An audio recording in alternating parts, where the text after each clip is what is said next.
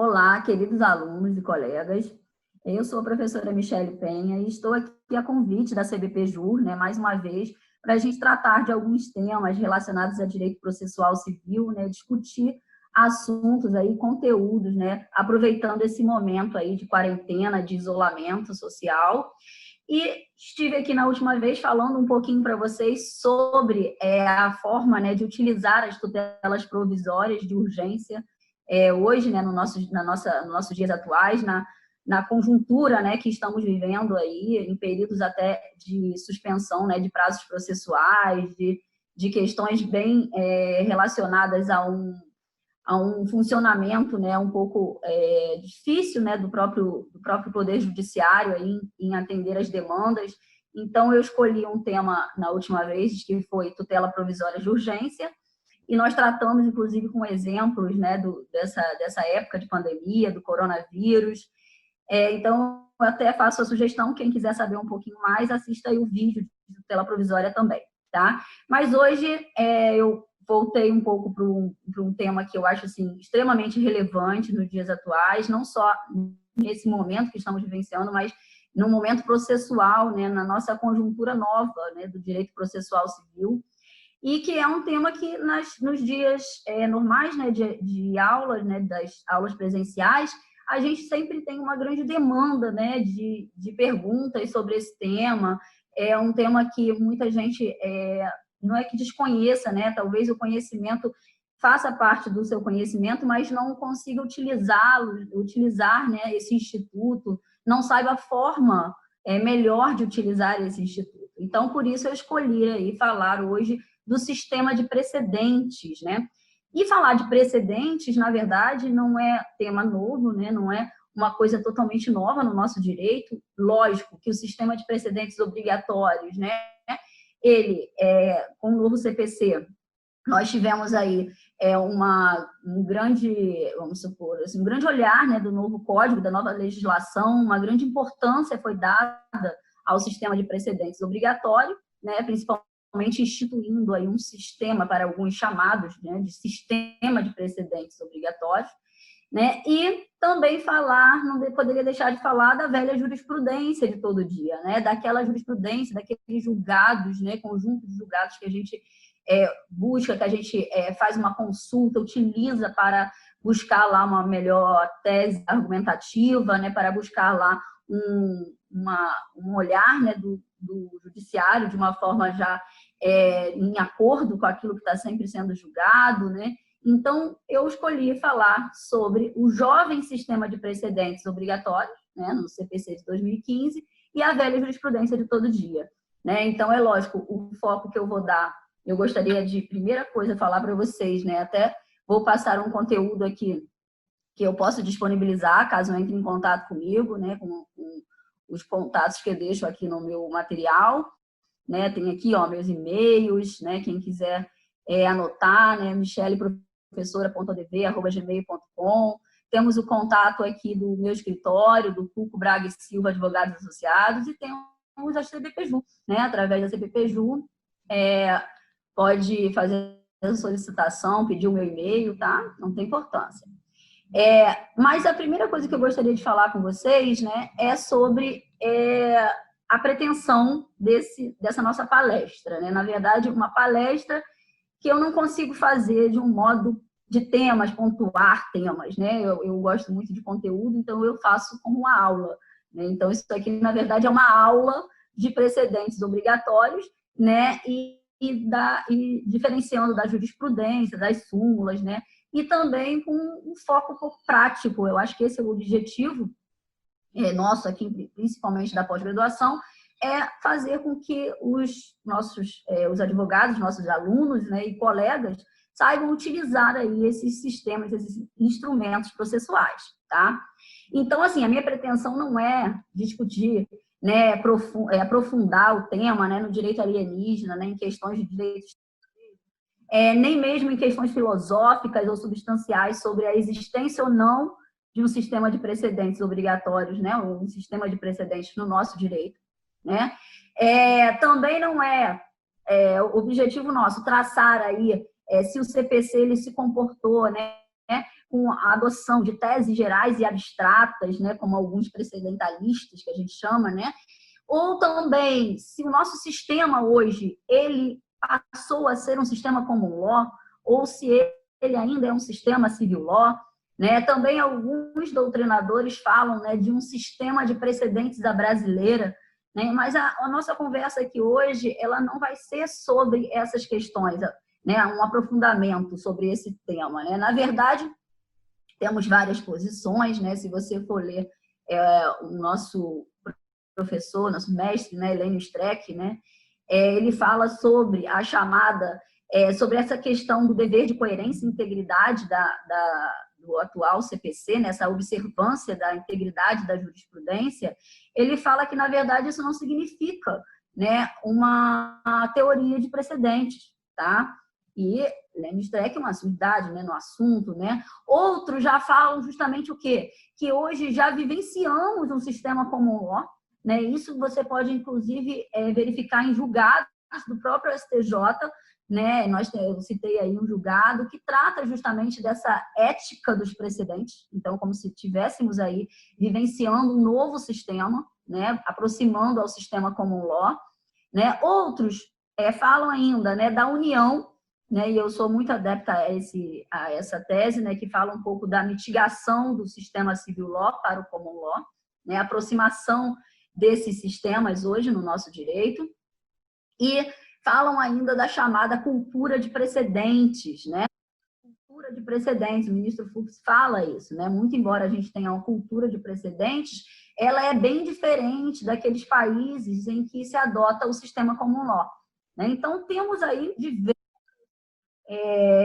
posições, né, e estudos sobre o assunto, né? E eu vou deixar, na verdade, esses temas mais profundos para uma leitura aí dos juristas e processualistas, tá? Grandes juristas e processualistas. Eu até cito aqui nesse material, e vou deixar de referência para vocês, uma vasta doutrina, né, também artigos, né, que a gente pode ter fácil acesso, inclusive na internet, sobre esses temas. Então, eu vou deixar aqui links para vocês, tá? Então, o nosso objetivo aqui não é esse.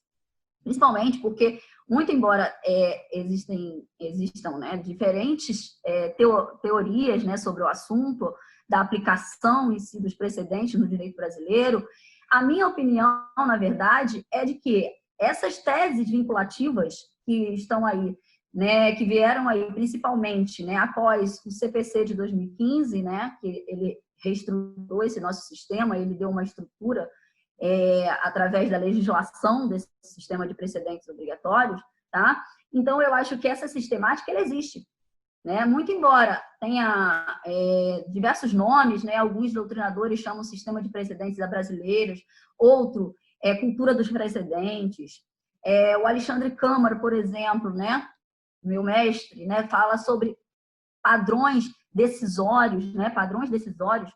Então, na verdade, assim, independente da família adotada, né, nós, né, tanto professores, advogados, né, temos que lidar, né, e os operadores do direito, de uma forma geral, temos que lidar, tá? Porque precedentes, eles não deixam de ser o quê?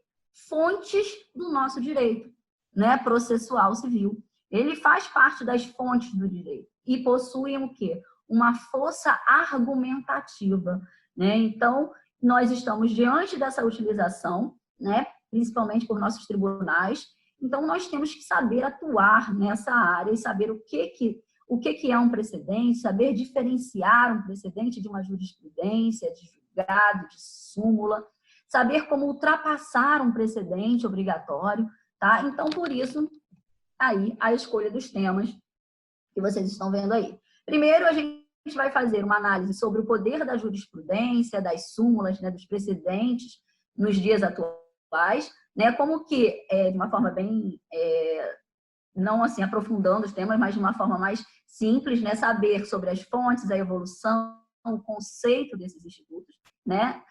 Vamos trabalhar também uma nova feição, que eu chamo, né, nova feição da atividade jurisdicional, que é esse sistema de precedentes obrigatórios no novo CPC, tá? Chamado por Alexandre Câmara de padrões decisórios. Vamos também ter um ponto aí para tratar justamente da atuação do advogado, como ele deve, né, se comportar e atuar diante desse sistema de precedentes, né, principalmente entendendo que o sistema de precedentes não é algo imutável, né, nem a lei é algo imutável, né, a gente vê o tempo inteiro aí mudanças, alterações legislativas, né, e o sistema de precedentes também não seria algo imutável, né, e o nosso CPC ele nos orienta muito bem, o nosso código nos orienta muito bem e orienta os tribunais também como devem atuar no sistema de precedentes. Então, eu acho que daí que deve partir qualquer análise, qualquer forma, né, de atuação desse sistema de precedentes. Também vamos analisar, por último, pontuar aqui, né, os precedentes judiciais, tá? E as jurisprudências em uma época sem precedentes, né? Eu até li um artigo sobre esse tema e eu gostei muito dessa terminologia, né? Precedentes em um tempo sem precedentes, e é verdade, né? Então, nós vamos falar um pouquinho dos julgados, de como utilizar esses julgados, né? Por enquanto julgados, né? Ou tendências aí de jurisprudência do nosso tribunal, do nosso STJ, né? Em alguns sentidos. Nós vamos verificar isso dentro do momento vivenciado de pandemia, né? E do coronavírus. Tá? Então, esse é o nosso objetivo da aula de hoje. Espero que vocês aproveitem aí essa aula que eu chamo, né? Na verdade, eu não chamo de palestra, né? Eu não consigo dar palestra, falar de temas somente de forma rasa, né? Eu vou tendo sempre que aprofundar o tema, né? O assunto. Então, vamos lá. Primeira coisa, qual é o poder da jurisprudência, né? Das súmulas e dos precedentes? Como utilizar esses instrumentos, né? A gente sabe que são fontes do direito, né? Fontes do direito processual, que nós estamos falando aqui do processo civil, e a gente tem que entender, né, como que foi a evolução, qual é o conceito de cada um, as diferenças, né, para saber utilizar da melhor forma, tá? Primeiro, eu gosto muito dessa colocação desse doutrinador, inclusive é um assunto importante porque o livro é Teoria dos Precedentes Vinculantes no Processo Penal. Né? Então, a gente está vendo hoje, a gente está vivenciando hoje uma forma de precedentes que ele ultrapassa, né, o Código de Processo Civil. Né? Porque a legislação processual civil ela serve de base, né, para o processo em si, porque é a legislação mais completa, é a legislação que mais traz instrumentos, mecanismos do direito processual. Né? Então, lá no processo do trabalho, mecanismos aqui utilizados no processo civil são utilizados, até mesmo no processo penal, muito embora hoje o processo penal ele tenha aí sofrido uma alteração, né, legislativa, né, recente, né, que trouxe, né, vários instrumentos aí bem parecidos com o processo civil, com a aplicação do que foi utilizado no nosso Código de Processo Civil, tá? Mas nós temos aí a estrutura do sistema processual, principalmente do sistema chamado sistema de precedentes, né, no novo CPC, né? E é engraçado você ver uma afirmação tão bacana, tão legal, né, de um doutrinador da área de processo penal, né, que ele diz que na atualidade constata-se que a legislação de forma isolada, então aquela legislação utilizada de forma isolada, ela não é suficiente. Ela não consegue o quê? Dirimir todas as questões, muitas vezes, né, que surgem, né? Então, por isso, o quê?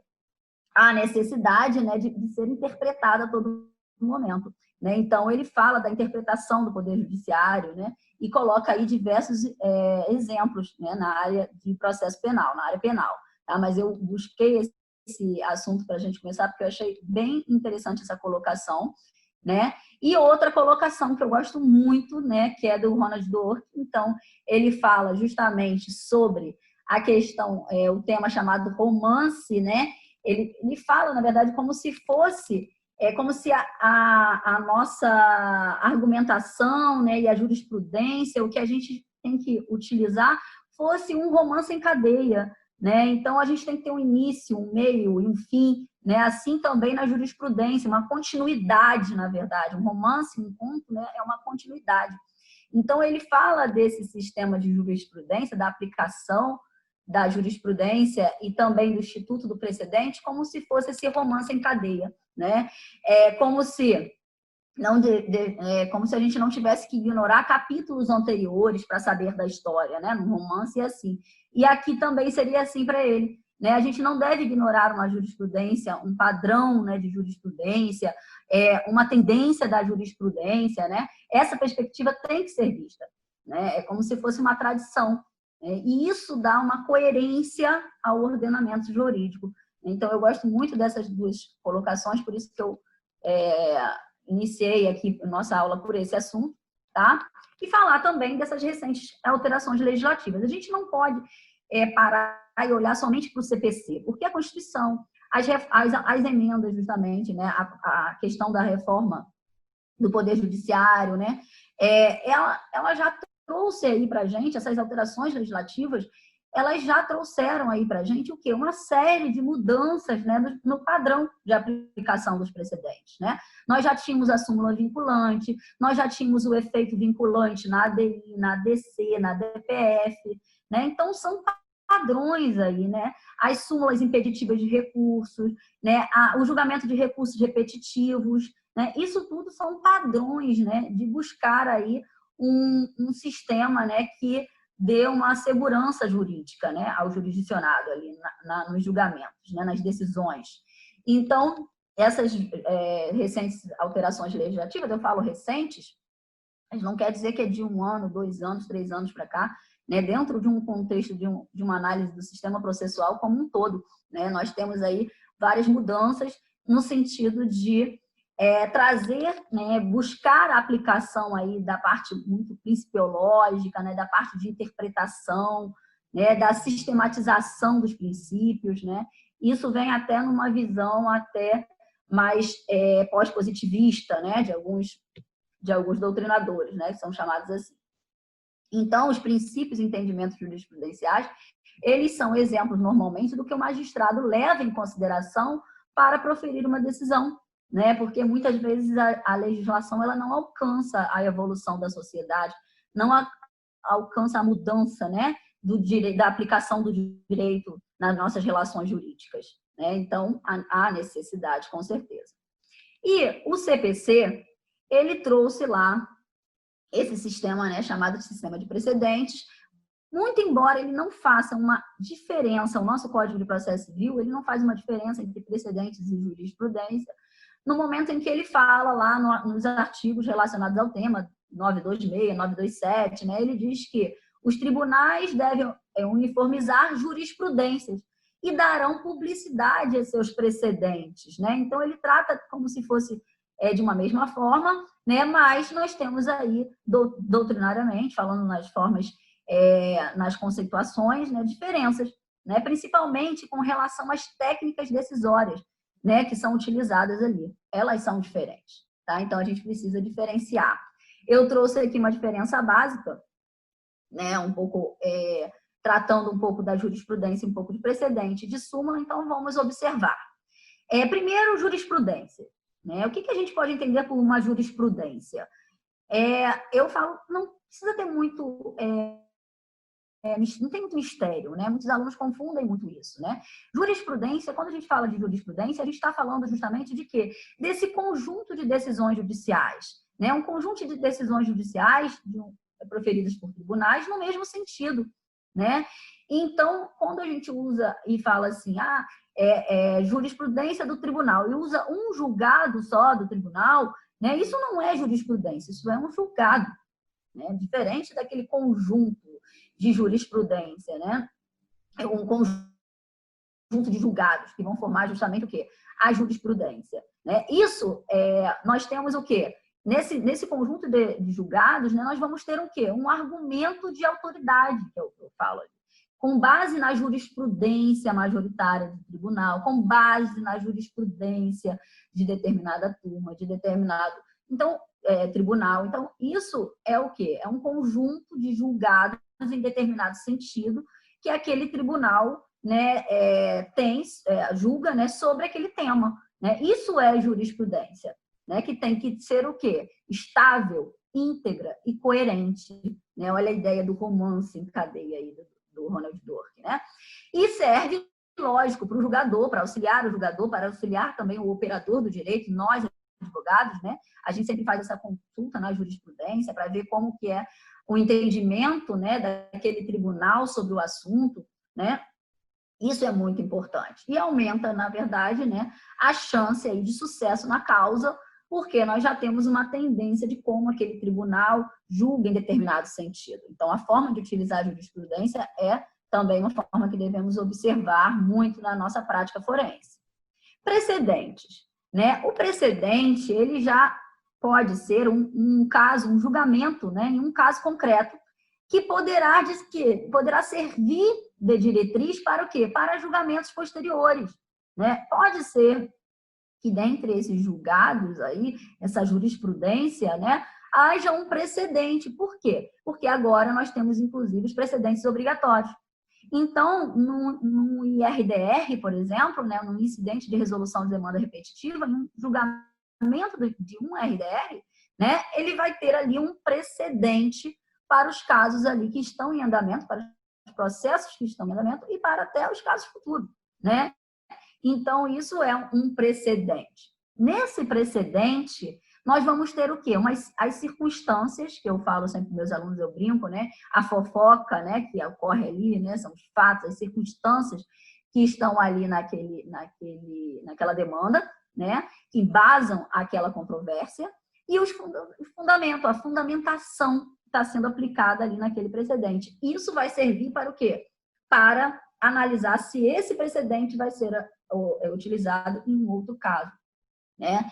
Esse precedente, ele tem o que justamente? Ele tem essa ideia de algo que está sendo julgado, que está sendo decidido, que vai servir de parâmetro, que vai servir de paradigma para outro julgamento. Isso não é nada novo, né? O sistema common law, ele se baseia justamente, né, em um sistema de precedentes, né, em sistema de julgados dessa forma. A forma como é aplicada lá e como é aplicada aqui é diferente, mas o instituto é o mesmo, tá?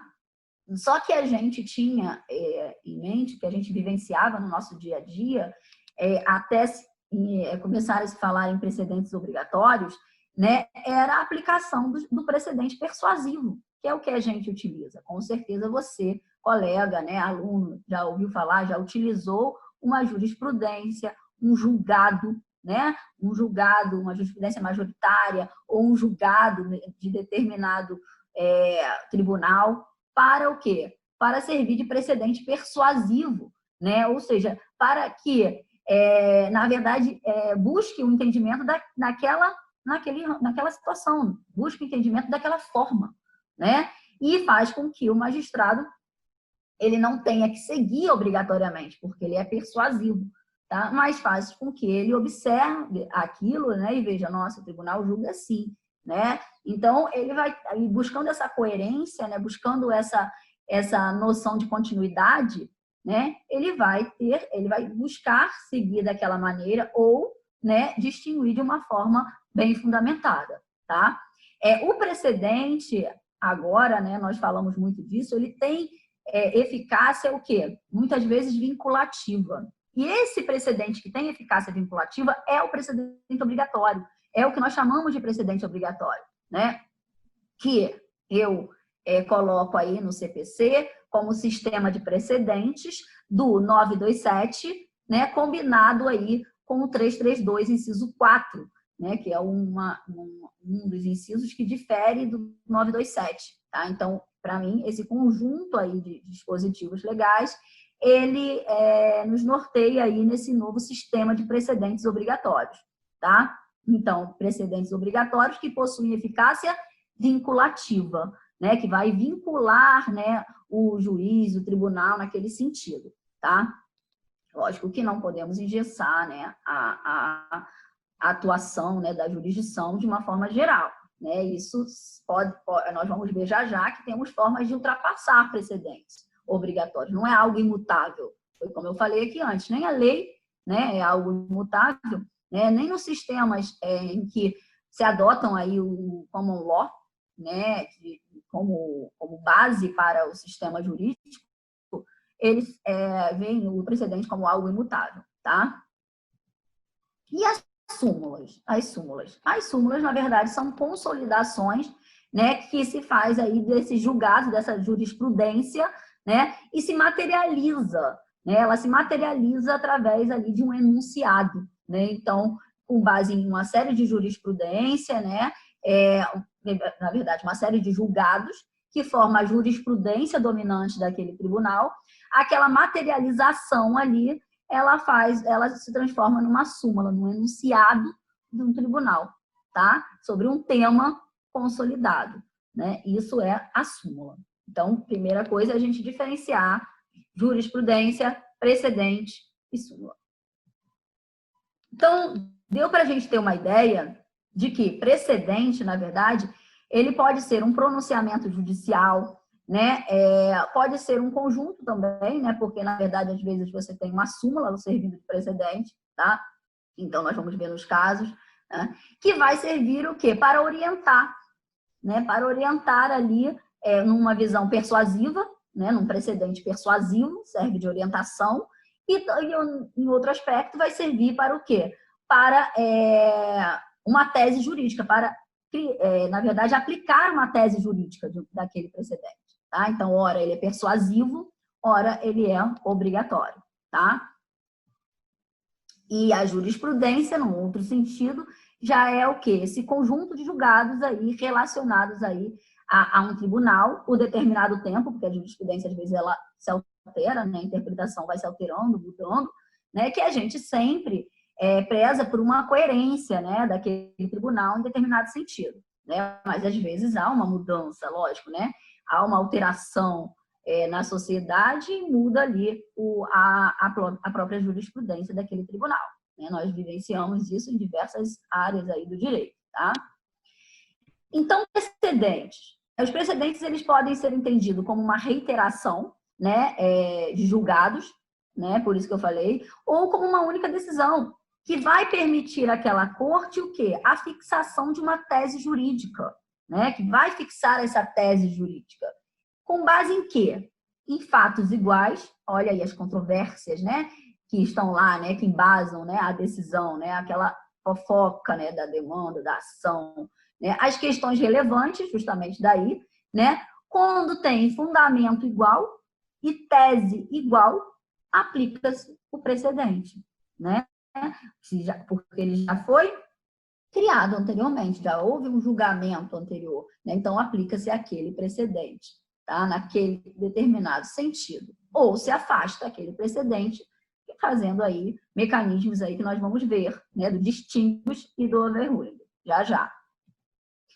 Então, eu entendo que, na verdade, a finalidade desses precedentes é servir de quê? De técnica decisória, né, que vai contribuir, de uma certa forma, para aquela uniformidade das decisões judiciais. É lógico que a gente esbarra aí numa doutrina, né, em determinadas posições, que entendem que isso é um engessamento do poder do judiciário, do poder de julgar, né, da criatividade do juiz, né, eu ainda nem entendo criatividade como elemento aí da jurisdição. Eu acho que eu sou da seguinte posição de que não há o livre convencimento motivado, sim um convencimento motivado hoje, né?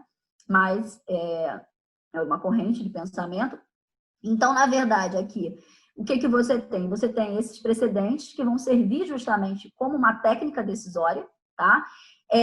Com um papel fundamental, né? Que era o que um anseio muito grande, né? Da sociedade e da comunidade jurídica de um todo, que era justamente o quê? Padronizar um pouco, né? Porque nós tínhamos julgados em determinado sentido, por um juiz, por outro, né? Então, a gente sempre fala assim, eu quero que meu caso seja julgado por aquele juiz, porque aquele juiz julga nesse sentido. Okay? Então, com a ideia, né, dos precedentes, vem justamente o quê? A padronização, né? O que hoje o CPC fala de coerência, né? De uniformidade de jurisprudência, né? Isso é bem interessante pensar nesse sentido, né? Então, o precedente, essa implementação, né, da análise da decisão que vincula, né, ela vai justamente o quê? Preservar também entendimentos já afirmados. Por que entendimentos já afirmados? Né? Porque a jurisprudência ela vai em determinado sentido, então a gente observa ela, tá? Os tribunais também observam no momento de realizar aí os julgamentos, né? Nos precedentes, tá? Mas não podemos deixar de falar que são fontes do direito, né? Meios de produção, de interpretação da norma jurídica, tá? E hoje, dentro dessa necessidade, né, de estabelecer as normas processuais de acordo com o Estado democrático do direito, né, a gente visa muito essa certeza, essa previsibilidade das decisões, para que a gente tenha o quê? Isonomia, segurança jurídica, né? Então, esse é o caminho para a aplicação dos precedentes. Não é um engessamento, tanto que a gente vai ver formas de ultrapassar ali um precedente judicial, tá? Então, na verdade, nós temos aí o quê? A necessidade, né, de fixar teses jurídicas, né? E uma necessidade de adotar isso justamente para o quê? Para resolver as lides, né? De uma forma mais o quê? Aplicando a isonomia, a segurança jurídica, né? É lógico que, cuidado, né? Essa aplicação e essa formação das teses jurídicas, elas não são aí de forma sem restrições, né? Sem limitações. Não é um superpoder, né, do magistrado. Não, é utilizar a aplicação de acordo com as técnicas de hermenêutica, né? Isso é importante frisar, tá? Então, muitos alunos me perguntam, né, colegas me perguntam também, então, o que aconteceu com o nosso sistema originalmente civil law? Né? O que aconteceu? Né? Ele é um common law, não é? Foi o que eu falei.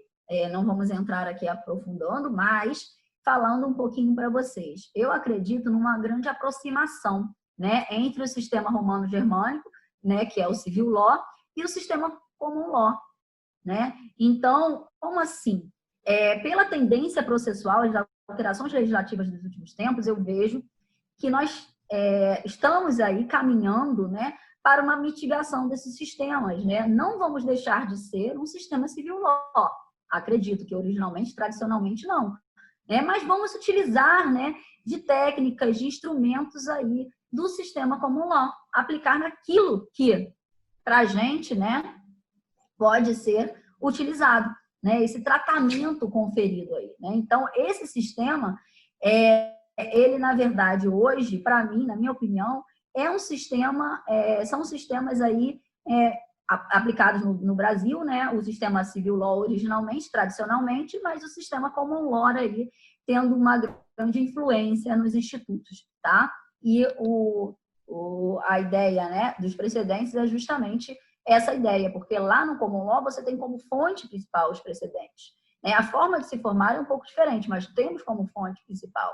Aqui ainda temos a fonte, a lei, né? Mas hoje nós temos ao lado da lei, pelo menos na minha opinião, o sistema de precedentes obrigatórios, tá? Aí aqui eu coloquei, né? O nosso sistema de precedentes nasce quando a decisão é proferida, diferente do que acontece no sistema common law, tá?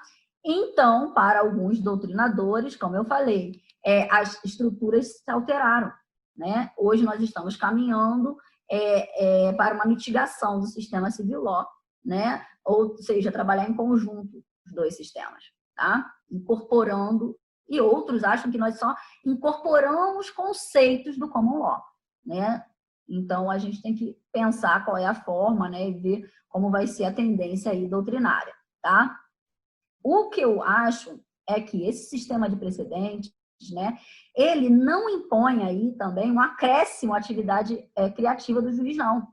Pelo contrário, eu acho que, na verdade, nós temos até uma limitação dessa atividade, que é o que o nosso sistema processual civil, ainda mais com o Código de Processo Civil, nessa seara, né, da adaptação das nossas normas processuais ao Estado democrático de direito. Eu acho que nesse passo que ele criou o quê? Limitações a essa criatividade dos magistrados, tá? Atribuindo justamente o quê? O ônus argumentativo, né? Isso é importante, que muitas vezes é nosso, né? Dos advogados, né? Ou dos operadores do direito de uma forma geral, promotores, defensores, né? O sistema de precedentes, então, ele não torna aí os juízes, né? Não imputam a ele nenhuma função extra, né? Na verdade, não tem ofensa nenhuma à tripartição de poderes, porque nós não estamos falando aqui de ativismo judicial, né? Nós estamos falando aqui de precedentes, de interpretação do direito, né? Principalmente os precedentes obrigatórios, eles são, se você observar no 927 e no 334, você vai ver, no 332, inciso 4, você vai ver justamente o quê? Esse sistema, né, esses precedentes obrigatórios sendo formados, né, pelo órgão colegiado, por tribunais, principalmente pelo STF, pelo STJ, você vai ver ali. Então, você vai ter uma ideia de que é o tribunal estabelecendo ali qual a interpretação melhor, qual a aplicação melhor do direito. Tá? Isso não ofende a tripartição de poderes, não é ultrapassar a função do judiciário. Tá? Muitas vezes a gente vê essa discussão do ativismo judicial, né? E eu até gosto muito desse tema, mas não é o objetivo de falar aqui agora. Mas nós não estamos, né, nessa ofensa. Né? Os precedentes, muito embora, né, eles sejam vinculantes, eles não são o quê? Absolutos. Tá? A gente tem que ver isso também. Eles não são imortais. Né? Não causa um engessamento da atividade jurisdicional, porque eles podem ser ultrapassados. Assim como a lei, a própria lei muda. Né? Há a evolução do direito, das mudanças sociais. Né? Os precedentes também podem ser, também vão poder ser ultrapassados, né? O overruling está aí, tá? Então, depois de tratar um pouquinho, né, vou voltar aqui, gente, desculpa. Então, depois da gente finalizar esse primeiro momento, né, da nossa aula aqui, de falar um pouquinho dos precedentes, da importância da jurisprudência, né, da mudança, vamos falar um pouquinho, então, dessa nova feição, né, da atividade jurisdicional desses precedentes, ou seja, chamado pelo Alexandre Câmara, professor Alexandre Câmara, desembargador Alexandre Câmara, aqui no Rio de Janeiro, chamado o quê? De padrões decisórios, né? E vamos, então, falar um pouquinho da sua aplicação no novo CPC. Vamos lá comigo. Primeiro, eu gosto sempre de falar o porquê, né, de uma nova legislação, de um novo Código de Processo Civil, né? Tentar mudar um pouco, talvez, a cultura, a ideia, né, do operador do direito nesse sentido, né? E buscar sempre a raiz, a mensagem da lei, né? Isso, para mim, é muito importante. E a mensagem da lei, ela veio, na verdade, de uma demanda, né, da própria sociedade, né? De buscar aí um judiciário mais ágil, né? Uma ideia de aplicação da justiça, né?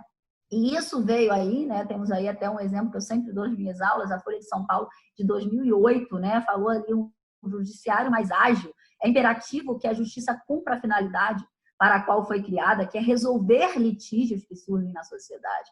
Pior justiça é que não julga, né? Então, a ideia não é só do operador do direito, a ideia é da sociedade de uma forma geral, né, de que as demandas se prolongam muito, que há uma crise no judiciário, de muita judicialização também, né, isso é um aspecto que também a gente tem que ter em mente. Então, o CPC ele veio, né, buscar justamente essa ideia, né, buscar o quê? Não eternizar as demandas, né, isso é o que a sociedade buscava, né, até nessa época já se falava aí, inclusive em jornais, né. E o nosso direito, né, nós respondemos a isso, né? O sistema processual civil, o novo código, ele veio nas exposições de motivo, lá no início, né, naquele regramento inicial, trazendo justamente o quê? Qual foi a ideia?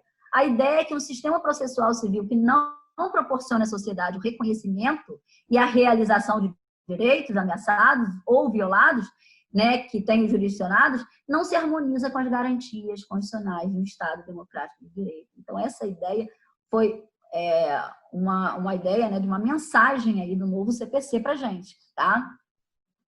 E essa elaboração desse do projeto ainda, né, do código, né, foi justamente nessa linha, né, resolver problemas, né, uma ideia de que o CPC ele estava ali descomprometido com a natureza, não que ele fosse ruim de forma alguma, CPC de 73, normas com muito valor, né, ali, mas ao mesmo tempo ele se tornou ao longo do tempo, né, normas o quê? Que não estavam mais em acordo com o nosso sistema processual, com a busca aí por celeridade, efetividade, né? Então isso foi muito tratado aí no novo código e no nosso sistema processual civil contemporâneo, tá? Então, a gente sempre visa minimizar, né, visa buscar instrumentos que vão minimizar os danos, né, decorrentes dessa demora, né, na atividade jurisdicional. E conforme doutrinadores, inclusive Alexandre Câmara também fala isso, que o nosso código ele se tornou uma verdadeira colcha de retalhos, né? Ele fala que havia ali, né, normas não conexas, né? E isso é muito importante. O sistema não estava harmônico, era necessário aí uma atualização. E a gente não pode falar de forma alguma, como eu já ouvi em várias palestras, houve uma reforma da lei processual. Não foi uma reforma, ele se estruturou totalmente, né? Não foram alterações legislativas, o novo código ele se estruturou. É dessa maneira que eu acho que deve se pensar o direito processual civil atual, né? Porque a gente tem que entender a conjuntura, a gente tem que entender o porquê, né? Para fazer até a própria interpretação, né? Das normas que estão ali. E o CPC ele se pautou aí em dois grandes problemas do direito do sistema processual brasileiro, que era a morosidade e a imprevisibilidade. Então, aqui nós estamos falando muito da imprevisibilidade, tá? Com os precedentes, mas com reflexo na morosidade, tá? Também. O ministro Fux, ele fala o seguinte, gente, ele fala que um dos principais motivos, né, para essa nova legislação, para o novo CPC, foi o quê? O excesso, né, de formalidade, né, que aí as questões relacionadas aos procedimentos, a flexibilização dos procedimentos, coisas que nós podemos usar agora muito em tempo de coronavírus, em pandemia. A litigiosidade desenfreada. Então, aí o que o Código fez? Ele deu muita ênfase para os aspectos relacionados à conciliação, aos métodos autocompositivos, né? Então, a gente vê e verifica muito isso no CPC, incluindo, inclusive, no procedimento comum, né? Como uma primeira fase daquele procedimento comum, primeiro ato, né? A conciliação e mediação, como em tese e regra. Né? Então, a litigiosidade desenfreada foi muito tratado e a prodigalidade da recursal, ou seja, vários recursos. A gente tem uma mentalidade muito interessante, né? Quando a gente quer que a demanda acabe logo, a gente fala, nossa, muitos recursos, né? Para que tantos recursos, né? Mas quando a gente está pela outra parte, né, que a gente está defendendo lá, a gente fala, pô, poderia ter mais um recurso aqui, né? Como muitas vezes nos juizados especiais eu vejo, né? Poxa, poderia ter mais recursos aqui. Então, na verdade, isso tem que ser pesado, isso tem que ter um equilíbrio, né? E o CPC ele tentou trazer aí uma estrutura melhor na parte recursal também, tá?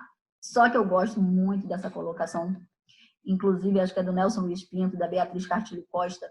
Eles falam uma coisa muito interessante, que ele fala assim, olha, a morosidade processual deve ser analisada no tempo vivo do processo, né? Então, a gente tem que analisar sempre o quê? O período que ficou para julgar, que as partes estão falando no alto. Isso é o tempo vivo, acontece. Eu acredito até que a gente, por mais que a gente queira uma demanda célere, né? A gente tem que buscar mais o que? A qualidade daquela decisão, né? Daquela atividade jurisdicional. E muitas vezes a qualidade não vem com a pressa, não vem com a celeridade. Tá? Isso, às vezes, a gente tem que ter em mente, até para o próprio operador do direito, né? Falar para o seu cliente, olha, calma, a gente precisa verificar isso, um estudo precisa ser feito, de acordo com a jurisprudência, de acordo... Por quê? Porque não quer dizer que aquilo que seja rápido seja realmente efetivo, né? Então, isso é uma observação que deve ser feita, tá? Então, ele fala desse tempo vivo, esse é o tempo vivo. Já o tempo morto é aquele tempo que os autos ficam parados em cartório, sem que seja nada realizado. Então, é mais uma questão de política, né? Então, isso é muito importante visualizar. E por isso que eu falo para todos os meus alunos. A gente não pode ter no processo, no novo CPC, uma função, uma visão que ele vai curar as mazelas, né? Da crise do Poder Judiciário, da crise do sistema processual. Não é assim que funciona, né? A lei, ela vai sim dar instrumentos, mas desde que você saiba usá-los, né? Desde que se saiba usar aqueles instrumentos ali. Pode otimizar de uma maneira até bem geral, né? Mas não querendo que o código seja uma cura, né, para o nosso sistema. Eu gosto muito da colocação deles, porque é muito pertinente, tá? Então, eu coloco, né, no e-book que eu tenho lá publicado no meu site, que eu falo que sempre que nos referimos às necessidades, né, cada vez maior, né, de dar mais atenção à matriz teórica, isso é fundamental, tá? Principalmente hoje na adequação dessas normas processuais ao Estado Democrático de Direito, tá? Então, isso eu acho que é primordial, né? E o direito Civil, ele acabou o quê? Inaugurando essa nova etapa, né? Desde as normas fundamentais, né, dos princípios lá colocados no início do nosso processo, né, desde o artigo 1º, que diz que como ele deve ser orientado, interpretada a norma, né, processual de acordo com a Constituição. Isso é o olhar que a gente tem que ter, inclusive para precedentes, tá? Por quê? Porque nós vivenciamos o quê? Uma maior integração, uma maior aplicação do sistema processual nesse sentido, né, dos precedentes. Então, o que acontece? Com o sistema de precedentes obrigatórios, né, nós vamos ter aí o quê? Uma necessidade, né, de maior respeito mesmo, né, seja pelos órgãos do Poder Judiciário, seja pelo operador do direito, pelo advogado, do quê? Desses precedentes obrigatórios, tá? E, como nos indica, né, o artigo 489, que fala lá, parágrafo 1º, esqueci de botar ali, desculpa, 489, parágrafo 1º, ele traz aí, né, aquela forma de como o juiz deve fundamentar as decisões, e ele demonstra justamente ali no inciso 5 a adequação, né, do caso em julgamento ali aos fundamentos daquele precedente, né, do caso tomado como paradigma. Então, em vários dispositivos do Código, ele nos orienta nesse sentido, né, que devemos sim seguir os precedentes que estão ali, os precedentes obrigatórios, o Poder Judiciário, o juiz deve seguir, querendo ou não, tá? E se não o fizer porque achar que não há necessidade, que não é o caso ali, deve-se fazer o quê? O distinguish, deve-se fazer o overruling. É isso que nós vamos ver já já, tá? E aí, eu não tinha como deixar de falar para vocês, né, sobre uma questão que eu acho importantíssima, que é a questão do quê? Da aplicação prática desses precedentes. E também não tinha como reformular aquilo que eu estudei com o desembargador Luciano Rinaldi, né, no curso que eu fiz de precedentes, porque é perfeito, eu não teria como fazer de uma forma melhor, né? Ele diz que o CPC, ele faz o quê? Ele tem ele concilia, né, os princípios da efetividade, né, e da razoável duração do processo. Ele tem essa premissa de conciliar, né? Ele fala também que o quê? Que essa ideia, né, de decisão, né, de adequar a decisão de forma fundamentada, né, e de forma íntegra e coerente, aplicar o precedente dessa forma, é questão de direito, né? Então, essa forma, eu não poderia deixar de falar para vocês desse ponto que ele observa aqui, né? Falando que o quê? Que o que se busca é o quê? A segurança jurídica. A aplicação dos precedentes obrigatórios busca a segurança jurídica, busca a isonomia, a previsibilidade, né? E isso é um dos pilares do Código de Processo Civil de 2015, tá? Uniformizar isso, ter essa obrigação, o tribunal, é dar essa segurança jurídica ao jurisdicionado, tá? O juiz tem o dever constitucional de dar a mesma solução para casos idênticos, né? Isso é dentro de um contexto democrático, isso é importante, isso é fundamental, né? Então a gente tem sempre aquela ideia, esse juiz julga assim, então eu queria que meu caso caísse naquele juiz, né? Tudo bem, entendimentos diferentes ocorrem, entendimentos acontecem, múltiplos, né? Múltiplas ideias sobre o mesmo caso. Mas se a gente tem uma coerência, uma jurisprudência coerente, né, isso nós temos uma tendência, uma previsibilidade daquilo. Né? Para o sistema processual, falando de isonomia, falando de morosidade, de melhorar esses aspectos, né, o sistema de precedentes é muito importante. Tá? E ele fala, não há discricionariedade ou livre convencimento, né, do juiz, né, de que justifique o tratamento não isonômico. Então, não há discricionariedade, não há livre convencimento que vai lá fundamentar, motivar aquele tratamento não isonômico. Né? Por isso, a segurança jurídica, do lado da segurança jurídica. Tá? O que pode se fazer, lógico, vou falar mais uma vez, é distinguir, né? Fazer o distinguish. Tá? Isso pode ser feito, tá? Mas tem que ser analisado caso concreto.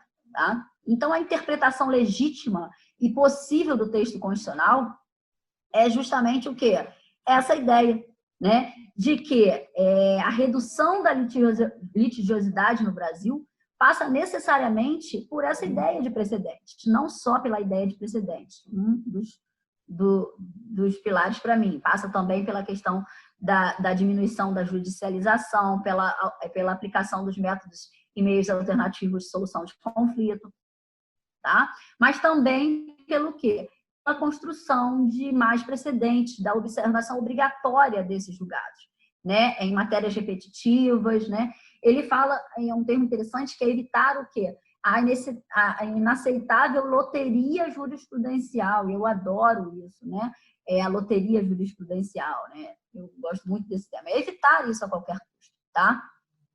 O juiz, ele deve zelar sempre pelo quê? Pela racionalidade do direito, pela interpretação legítima e possível da norma jurídica, né? Isso é uma questão que isso é falado por um desembargador, né?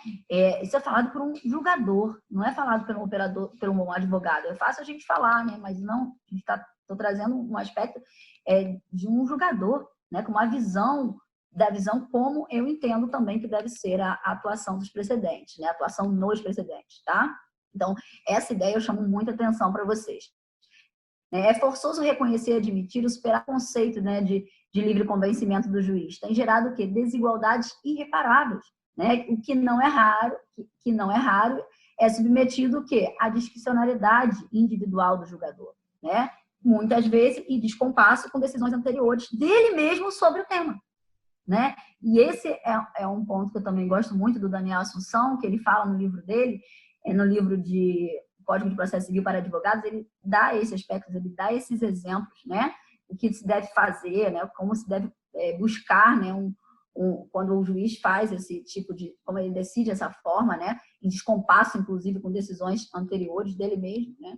Então, é por isso que eu trouxe um pouquinho dessa análise para vocês. Mas onde que estão os nossos precedentes? Vamos aí observá-los no novo Código de Processo Civil. Dentro da análise, né, dos processos nos tribunais e dos meios de impugnação das decisões judiciais, né, que antes era parte só de recursos, hoje ele é mais amplo nesse sentido, ele traz lá um tema da ordem dos processos de competência originária dos tribunais. Antes de entrar nos temas, ele fala das disposições gerais. E nas disposições gerais, nós temos aí o 926, que indica que é obrigação dos tribunais, os tribunais devem uniformizar a sua jurisprudência, devem mantê-la estável, íntegra, coerente, tá? Deve também fazer o quê? Buscar, né, trazer, né, nos seus formas de editar súmulas, né? E essas súmulas elas têm que ser o quê? Publicadas, né? Publicidade dos precedentes, isso também está aqui, tá? E no famoso 927, que agora eu cheguei no 927, nos precedentes obrigatórios, estão lá nos seus incisos o quê? Quais foram os precedentes obrigatórios que o CPC escolheu, né? Ou seja, quais foram os precedentes em que o novo Código de Processo Civil de 2015 escolheu dar uma eficácia vinculativa, tá? Que não foi só ele, já estavam inclusive na Constituição, né, como decisões do STF, né, no controle de constitucionalidade, na DI, na DC, na DPF, né, os enunciados de súmulas vinculantes, né? Então, não foi só o CPC, tá? E aí temos o CPC trazendo os acordos em incidente de assunção de competência, em resolução de demandas repetitivas, em julgamento, né, de recurso extraordinário especial repetitivo. Então, dando uma ideia daquelas questões repetitivas iguais, que vão ser tratadas de formas iguais, né? Os enunciados das súmulas do STF em matéria constitucional e os enunciados das súmulas do STJ em matéria infraconstitucional. Tá? A orientação do plenário do órgão especial também, do qual fazem parte, né? Estão vinculados, né? Muitos não aceitam isso como precedente obrigatório, mas eu não vejo diferença de um para outro, desde que estejam no mesmo dispositivo, 927. E diz o quê? Os juízes e os tribunais observarão com um grau de deverão observar, né? E também, embora não haja previsão aí no 927, né, no 332, inciso 4, tem uma outra situação, que são o quê? Enunciado de súmula de Tribunal de Justiça sobre direito local, né? Então, os outros incisos, quando o juiz chega lá, né, e julga liminarmente improcedente o pedido que contrariar essas situações, as primeiras estão lá nos precedentes, né? Mas o 4 não estava, o inciso 4 não estava, né? O inciso 4 está aqui, né? Então, eu conjugo, né, faço uma conjunção aí dos precedentes do sistema de precedentes obrigatórios, também o inciso 4 do 332. Por quê? Assim como alguns doutrinadores. Porque aqui o meu pedido vai ser liminarmente julgado improcedente se contrariar o quê? Um enunciado de súmula de Tribunal de Justiça sobre o direito local. Veja se não é um vinculante, um efeito vinculante, tá? E é lógico, né, o dispositivo ele traz uma série de regramentos falando da alteração da tese jurídica, que isso pode acontecer, né? Fala como que isso deve ser julgado, a jurisprudência dominante dos tribunais, né? Da modificação do enunciado de súmula. Então, ele vai tratando dessas espécies, né, dessa forma de precedentes, né, ainda de forma não explícita nesses termos, né, de precedentes obrigatórios, mas nesse sentido, trazendo um pouquinho tanto da análise da jurisprudência como do precedente, análise de jurisprudência e de precedente. O dispositivo faz isso. Mas a gente precisa entender como o advogado, afinal, né, é o operador do direito, você, estagiário, colega, né, recém-formado, aluno, deve atuar nesse sistema aí de precedentes obrigatórios no Brasil, né? E aí eu vou trabalhar de forma mais resumida o distinguish e o overruling, ou seja, a distinção e a superação, né? Vamos lá. Então, eu até chamo, né, no nosso atuar, né, no jovem sistema de precedentes judiciais, né, e na utilização da velha jurisprudência, né, eu até falo sobre isso, porque o jovem sistema de precedentes judiciais, né, chamado dessa forma, padrões decisórios por alguns doutrinadores, e a velha jurisprudência de todo dia, né? Nós devemos entender isso, por quê? Porque é o dia a dia, né? Porque, muito embora seja lá precedente, faz parte de um precedente, de sistema de precedente obrigatório ou não, como deve ser isso, é o sistema common law, o civil law, independente disso, na prática forense, a gente vê a aplicação o tempo inteiro desses precedentes, a aplicação da jurisprudência, né? Então, nós temos que atuar, saber atuar. E eu já falava até disso antes mesmo da vigência do CPC nas minhas turmas de pós, né? Quem é lá do MEA, de Bangu, né? Deve saber lá, que eu sempre falava sobre isso, ainda no projeto de lei, né? Ainda trabalhando o projeto de lei nos grandes, no pessoal de Itaboraí, os procuradores de Itaboraí, né, gente? Então, nós falávamos muito isso, né? Dessa aplicação do sistema de precedentes que a gente vai vivenciar, né? Então, a forma de saber, né? Saber manusear isso, lidar com esse instituto é muito importante. E os instrumentos que o CPC trouxe para a gente, é fundamental, tá? Então, vamos lá. Primeira coisa, o que a gente deve saber? A gente deve ter em mente que antes mesmo de ingressar com qualquer demanda no judiciário, né, a gente precisa analisar o quê? Aquele fundamento determinante, né, entender algum caso similar, verificar se há, né, um precedente ou não, se esse precedente é persuasivo, se esse precedente é obrigatório, né, se existe lá uma súmula, né, de tribunal sobre direito local, né, naquele tribunal, então você precisa ver isso. Você precisa observar a jurisprudência dominante, se não há um precedente, né, obrigatório, você precisa verificar a jurisprudência dominante de determinado tribunal, né, ou se você achar uma decisão, né, julgado, você tem que colocar o julgado, né, para ser utilizado daquela maneira, né, informar como deve ser utilizado, como você acha que deve ser utilizado. Isso, inclusive, eu tenho um curso que eu falo sobre isso, né, como analisar a jurisprudência, como utilizar a jurisprudência e o precedente, né, da melhor forma. A gente pode falar em outro momento também. O precedente existente pode ser no sentido, né, no sentido do seu pedido, você tem que ter em mente isso, ou pode ser em sentido contrário. Aí pode ser em sentido contrário, você olha o precedente e você vai, não, acabou, vai, chora, senta e chora. Não, você tem que ver primeiro se aquele precedente ali é um precedente obrigatório, se ele é um precedente obrigatório, a origem dele, verificar como ele foi criado, exatamente, né, igual ao seu caso, a controvérsia que embasou, né, a sua controvérsia, é a mesma, senão a gente tem que ter instrumento para ultrapassar esse precedente, tá? Então, é isso que a gente tem que ver. Tá?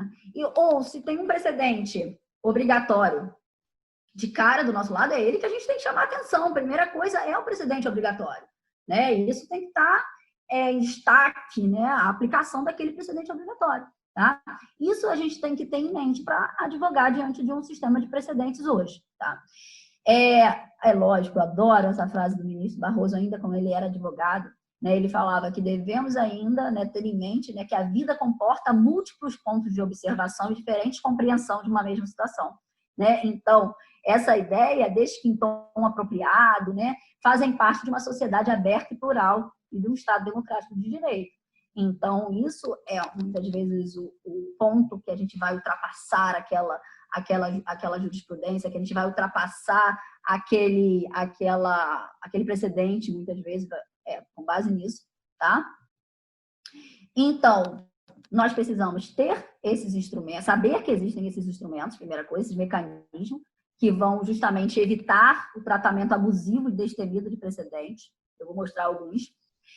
Temos o enunciado do Fórum Permanente de Processualistas Civis, que fala que o precedente vinculante não será seguido quando o tribunal, né, ele distinguir o caso sobre julgamento, né? Então, ele dá um tratamento diferente. Então, ele não pode ser usado, você pode usar esse precedente, aí, esse enunciado, inclusive, né, para fazer o seu distinguish, né, fundamentar o seu distinguish.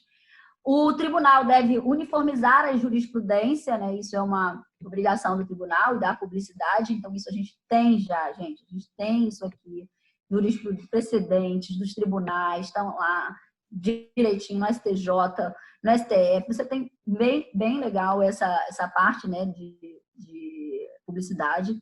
Tem que pesquisar sempre nos tribunais, ok? Principalmente aquele tribunal que você atua, né? Quando não tiver uma jurisprudência naquele tribunal, né, ou você quer um precedente de outro tribunal, você utiliza e faz referência, né? Isso é muito importante. E existem também remédios, né? Situações, o quê? Questões que você pode impugnar, né? Uma decisão, por exemplo, que viole um precedente obrigatório, né? Muitos não sabem disso, mas existe. Por exemplo, se o precedente obrigatório ele foi dado no IRDR, no incidente de resolução de demandas repetitivas, e você tem lá no tribunal julgamentos de incidente de resolução de demanda repetitiva, você pode usar uma reclamação constitucional, tá? É um instrumento para isso. Hoje a reclamação constitucional é um outro tópico também que eu adoro, a gente pode trabalhar também, é um instrumento ótimo para o advogado, tá? Desde que saiba usar. A reclamação constitucional, você pode usar. No caso também, se o precedente for, né, formado em recurso especial ou extraordinário repetitivo, também pode usar a reclamação constitucional, mas aí tem que esgotar as instâncias inferiores, tá? Está lá no 988 do CPC. Se for súmula vinculante e tiver uma decisão contra uma súmula vinculante, reclamação constitucional também, né? Se for súmula com eficácia vinculante em outro precedente, aí a gente não vai usar a reclamação. A gente vai usar os meios cabíveis lá, né, para se chegar aí a ultrapassar aquele precedente, ou distinguir, ou fazer com que observem aquele precedente. É engraçado falar isso, porque reclamação constitucional é um instituto nosso, né? Eu gosto muito quando o Alexandre Câmara fala disso, que ele fala que é só nosso. E é verdade, né? Porque em outros países, por exemplo, como o law, eles acreditam que, como assim um juiz não vai seguir uma decisão, né, judicial em um precedente? Como assim? E é verdade. Então, como a gente pode ultrapassar esse precedente? A gente vai ultrapassar um precedente obrigatório, né, fazendo a análise, né, da ratio decidente da decisão, que foi ali paradigma, né, o que foi a razão de decidir, as controvérsias, tem que fazer bem essa análise, né, da fundamentação que foi utilizada ali, tá? Quando você fizer isso, você pode ter dois caminhos. O primeiro é a aplicação da distinção do caso, ou seja, o distinguish.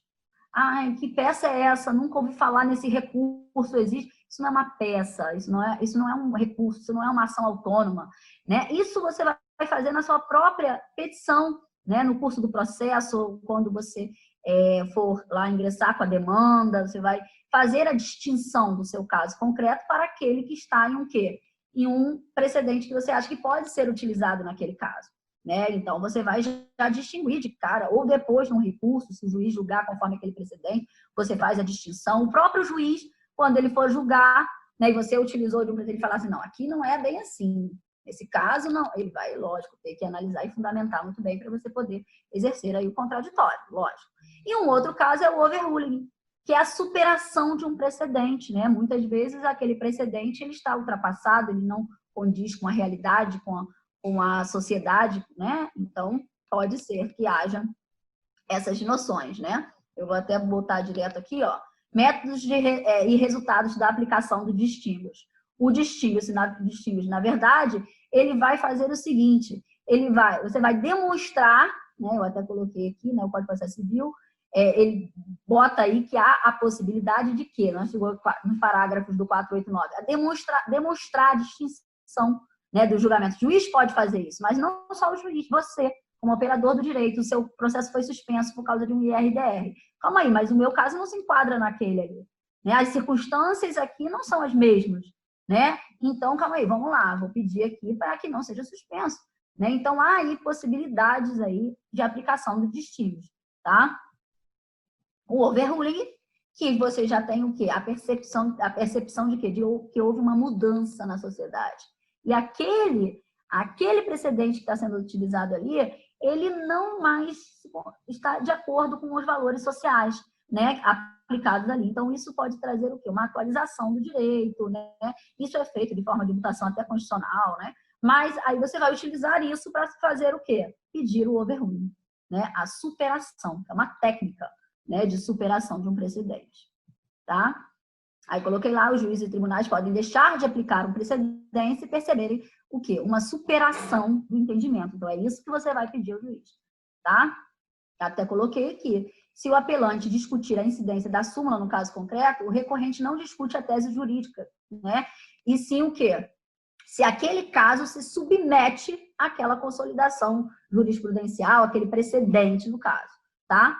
Ou se você se o apelante trouxer em suas razões um fundamento novo, uma questão nova, dizendo que aquele precedente está ultrapassado, isso é o overruling, tá? Eu gosto muito de botar esses exemplos para classificar. E por último, chegando aí ao final da nossa aula, né, eu vou trazer rapidamente para vocês, né, uma análise sobre precedentes judiciais e jurisprudência em uma época sem precedentes, né, que é a da pandemia do coronavírus, tá? Esse recurso especial aqui do ministro, o ministro Humberto Martins, ele até fala, né, em outro momento, não foi agora, que o Estado possui o dever de mitigar ou evitar os efeitos de epidemia, de pandemias e epidemias conhecidas, né? Então, na verdade, isso já foi até antes do coronavírus, em outros momentos. Então, será que a gente pode buscar a jurisprudência desses outros momentos? Isso é um precedente? Aí a gente vai ter que analisar se está embasado em algum precedente obrigatório ou não, né, dentro do caso concreto, tá? Mas vamos analisar o que a gente já tem de jurisprudência, pelo menos, ou pelo menos de julgados, né, que podem servir aí de um precedente persuasivo para alguma questão sua. Vamos lá. A primeira coisa também, eu chamo muita atenção para isso, eu até participei de uma webinar e eu falei sobre isso, que é o seguinte, gente, a gente deve dar atenção, hoje vivenciamos um momento muito incomum, né? Um momento que a gente tem que olhar, né, com muita placidez, muita coerência, muito bom senso para aquilo, né? Não é uma coisa que eu também quero chamar a atenção, que eu não estou aqui fazendo com que vocês entrem na justiça ou que vocês busquem judicializar qualquer demanda, não, né? Ao contrário, nós estamos falando aqui de situações que ocorrem e que a gente tem que dar saída, né? Dar soluções na nossa prática forense, tá? Mas sempre antes de buscar os meios alternativos de solução de conflito, tá? Mas aqui, então, a gente tem que olhar com bom senso muito, né? Porque nós estamos vivenciando uma situação sem precedentes. Eu gostei muito desse artigo, até eu faço referência para vocês, que fala justamente, que é justamente uma ideia de que sem precedentes, e eu até acrescentei essa parte, né, na história, porque a gente tem aí, nos últimos 100 anos, não tivemos uma situação como que estamos vivendo, né? A última pandemia foi a gripe espanhola, né? E também no nosso sistema jurídico, porque o que nós tínhamos aí de epidemia, né, de questões assim, de calamidade nesse sentido.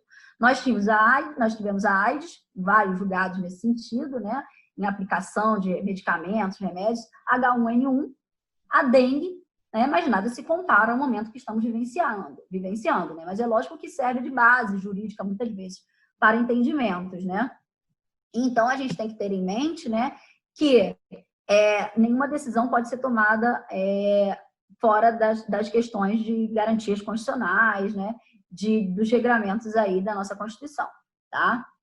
Então, eu botei até uns exemplos aqui para a gente falar. No STJ, se você for fazer a pesquisa, você vai ver que ele já enfrentou várias controvérsias jurídicas ligadas a epidemias como dengue, febre amarela, AIDS, né? E ele utilizava de diversos fundamentos que a gente pode até utilizar para os casos agora, como jurisprudência, né? Como um julgado que vai servir lá de persuasivo, né? No seu caso, de forma persuasiva no seu caso, né? De orientação, tá?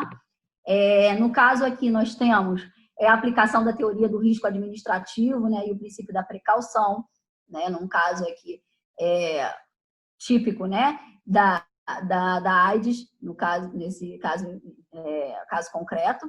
Nós temos também a questão do dano previsível, que é a mesma ideia, a ideia da precaução e a ausência de certeza científica formal ou a existência de um risco de dano irreversível, né, que vão requerer aí medidas, por exemplo, preventivas, né, que muitos órgãos, né, estão tomando aí, entidades, né, entes, tá? Na dengue também nós temos aqui a questão do controle da epidemia, né, responsabilizando inclusive o poder público nessa época. Uma decisão também sobre agentes sanitários aqui, né, reconhecendo a deficiência do sistema de saúde, né, e muitas vezes aí nesse caso eles foram aí estavam pleiteando a redução, né, de guardas sanitários, por exemplo, né, que teriam sido demitidos. Então, nesse caso aqui fala muito sobre isso, tá? Coloquei sempre a referência. O que a gente está vivenciando muito, a aplicação da teoria da imprevisão, né, na doutrina do Código Civil, por exemplo, na aplicação da doutrina da imprevisão, ou seja, um caso imprevisto que justifica muitas vezes a renegociação, né, dos julgados. Mas qual é uma orientação? O que a gente tem do STJ? O STJ disse, inclusive, colei aqui para vocês, que o STJ fala sobre, o presidente do STJ falou sobre o princípio da Covid-19. Olha aí, princípio da Covid-19. Não pode levar a interferência excessiva nos contratos. Então, ele já está tratando aí, ele já está dando uma ideia de como eles vão julgar, né, esses casos nesse sentido. Então, essa ideia a gente tem que ter, inclusive para passar, né, para buscar soluções plausíveis, lógico, né? Temos aqui a penhora online, uma decisão também, né, do magistrado que suspendeu a penhora online, né, devido à Covid-19. Estou usando também bastante, falar a verdade. Tem aqui mantida a decisão que indeferiu o pedido de redução de aluguel. Tivemos vários casos nesse sentido, vários julgados nesse sentido, né? O STJ também tratou de questões de renegociação de contratos também, já temos algumas posições aí, jurisprudência nesse sentido. Então, a gente tem que ver como que vai ser a análise, né, desses casos, as demandas, casos repetitivos, como que vai ser essa situação para virar um precedente. Tá? Mas nós já temos uma jurisprudência. Nós já temos aqui, durante a pandemia, a ministra determina a manutenção provisória de plano de saúde empresarial com apenas 2 usuários. Então, nós temos uma série de medidas que foram tomadas aí, que vão ser parâmetro, né, para as jurisprudências em casos, análise em casos concretos, né, parecidos com esse, que vão chegar até virar precedentes obrigatórios, né? Temos uma aqui que eu gosto muito da Justiça de Minas, que eu dei inclusive na palestra desses dias, né, do caso de alimentos, que é a questão relativa aos alimentos, a pensão alimentícia nesse período, né? E aqui ela manteve os alimentos in natura, né? Tendo em vista a questão aí de crise, de redução salarial do genitor, né, que prestava os alimentos. E aqui ele fala o seguinte, ó: neste momento difícil vivido por nosso país, o que se espera é o sacrifício de todos e não apenas, né, de alguns. E sendo assim, espera-se isso até a nova deliberação do juízo, que é requerido se sacrifique igualmente, contendo com um pouco menos daquilo que havia recebendo, né? Só um minuto, gente, é o meu filho. Gabriel? Aí que faz barulhinho, vai ali para a linha. Gente, desculpa, aqui foi home office mesmo, né? Então, temos algumas questões aqui. Então, esse ponto é importante a gente pensar dessa maneira. Outras decisões diminuindo aqui, né? Direito de visita, né? Que foi bem interessante falar pela professora Priscila nessa palestra, na webinar, falou sobre a guarda compartilhada, né? No tempo de pandemia, e a gente falou dessas questões, desses julgados aí, né? Que garante a visitação, mas de forma o quê? De forma digital, né? De forma virtual, né? Por causa dessa questão do isolamento social, né? Isso aí foi também... São julgados, né, que a gente vai acabar utilizando como uma jurisprudência, como julgados, na verdade, que podem ser, daqui a pouco, jurisprudência, porque vão ter vários julgados nesse sentido, que vocês vão ver. E, por exemplo, esses aqui são do TJ do Rio de Janeiro, né? É um boletim próprio da Covid, da época, desse momento que estamos vivenciando. Então, é uma tendência daquele tribunal sobre aquele assunto, que pode ser futuramente um precedente obrigatório, virar uma súmula, chegar lá no STJ também, uma súmula sobre questões infraconstitucionais, ou no STF, né, um IRDR, casos muito repetitivos, pode virar aí um precedente, tá? A recomendação também que foi feita do CNJ, né, para substituir a prisão em regime fechado do devedor de alimentos pelo regime domiciliar, né, para evitar a propagação da doença. Então, isso aqui o STJ já tem julgado nesse sentido, terceira turma da STJ tem nesse sentido. Então, gente, eu deixei aqui, ó, estamos chegando ao fim, né, da nossa aula, porque isso não é uma palestra, isso é uma aula, né, e eu deixo aqui no final diversos links, né, material. Se quiserem mesmo ter acesso ao material, pode entrar em contato comigo, para não causar muito tumulto aí no CBPJur, né? Eu já sei. Eu, inclusive, tenho esse material em e-book no meu site, lá no site do escritório do Cuco Braga e Silva, tá? Quem tiver interesse, pode buscar lá, inclusive, outro material, outras aulas, outros artigos também, tá? Eu vou colocar lá na frente, para a gente finalizar aqui, o endereço para quem tiver interesse, né, de ver mais assuntos, né, nesse sentido, direito processual, né, que é o que que eu gosto muito, né, apaixonada por esses temas. Então, desde a faculdade, na verdade. Então, esse aqui foi nosso material de hoje. Não consigo fazer uma coisa pequena, né? Isso é muito difícil, mas eu não consigo. Então, aqui, gente, ó, no primeiro slide, eu vou colocar de novo para vocês, de forma do slide atual. Vamos ver aqui, só um minutinho. Do começo. No começo aqui você tem o CBPJur, né? Nosso contato inicial. E aqui nós temos nossos endereços aí, tá? Caso queiram receber algum material desse, entre em contato com a gente. De preferência, lá no nosso site tem o e-book pronto também, tá? Do Cuco Braga e Silva tem o e-book que você recebe por e-mail, tá bom? E eu posso disponibilizar também para a CBPJur, não tem importância. Então, eu vou finalizar aqui a nossa apresentação. Deixa eu finalizar aqui, ver se vocês estão me vendo. Agora, devem estar me vendo aí, né, na tela completa. Então, gente, eu gostaria muito de agradecer, né, também a CBPJur por essa oportunidade e dizer que é um prazer estar aqui, tá? Caso tenham interesse em outros cursos, em outros temas para a gente discutir aqui, passem aí a sugestão, né, que a gente vai fazer uma análise e, conforme for, se possível, a gente prepara aí um curso legal para vocês, tá? Ó, um grande beijo para todos, saudades, né, de ver esse pessoal, esses meus alunos aí da Pós-Niterói, não é verdade? O pessoal que a gente estava falando de assuntos tão legais, né? Então, olha, muita saudade. Macaé também, gente, saudade de vocês, né? Apesar que a gente se fala bastante aqui nos grupos, né? E o pessoal também, né, de Bangu, eu vou passar aqui para a UMEA, meus alunos que a gente ainda se fala muito, né? Tem anos isso, né? Foi antes do CPC que a gente se encontrou. Pessoal de Itaboraí também, os procuradores, a gente sempre se fala, tá? Então, ó, um beijo para vocês, tá bom?